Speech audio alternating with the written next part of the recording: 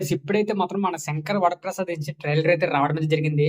మామూలుగా అయితే లేదుగా. 70 ఇయర్స్ అయినా గూడా చిరంజీవి గారైతే లుక్స్ అయితే మాత్రం ఏమాత్రం కూడా మారలేదు. బాస్ ఈస్ బ్యాక్‌గా అయితే మాత్రం ఉన్నాడనమాట.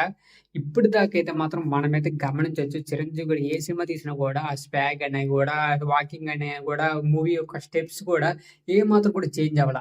అలాగే 'విక్టరీ వెంకటేష్' గారు గూడా ఈ మూవీలో అయితే మాత్రం ఒక పాత్ర అయితే చేస్తున్నారు. మనకైతే కనిపిస్తారు కదా! ట్రైలర్ అయితే మాత్రం. ఆయన గూడా ఏజ్ అయితే 67 అలా అయితే ఉందన్నమాట.